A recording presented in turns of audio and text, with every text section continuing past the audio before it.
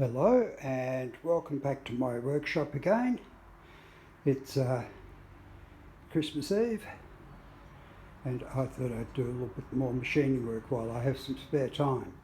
So you can see the Butler shaper. I've attached the lifting eyes, so I'm getting ready to lift the table off, but first I have to do the disconnecting of it. So first thing to do, I'm going to take off the front support, and then I'm going to work around taking off the bolts that are holding it onto the vertical ways.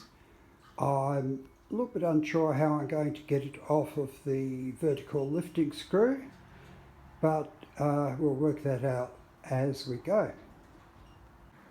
Well, as you can see, I've got the vertical mount from the front of the shaper, the thing that holds the table and stops it from moving, has now been removed. That wasn't too hard.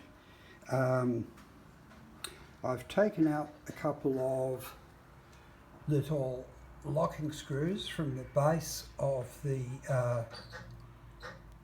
vertical lead screw. I'm hoping that might just allow it to pull out now. Hoping. The top of the vertical lead screw has a pinion there, but it's in a bit of an awkward place to remove. So what I think I might do is see if I can undo the bolts from the vertical gibs and see if it comes free, see if I can just lift it off. I might get lucky, so we'll see. The other thing I'd like to speak about is when I first started in machining, I thought, oh, isn't this wonderful? Everything is going to be metric. But now that I've bought myself a few old machines, which I need to do some repairs on, I'm back in the years of the 1940s, and nothing is metric, and the machines I've got are Whitworth. So I've been busy collecting old Whitworth spanners from the tool library. They turn up every once in a while in the donations and I purchase them. But it'd be really handy if any of the subscribers have some old Whitworth spanners which I'll never use again. If that's the case, please get in touch with me and we'll see what we can do there. That would be really helpful. Thank you. And so, this is where I've got up to.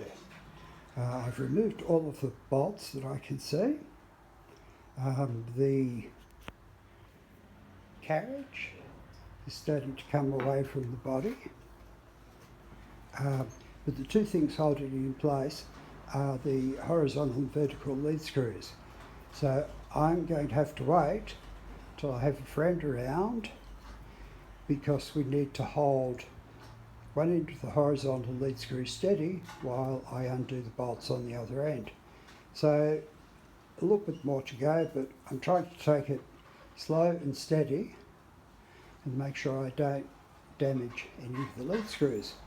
So that's it for now, and I'll be back probably next week when there's some more progress. Okay, see you later.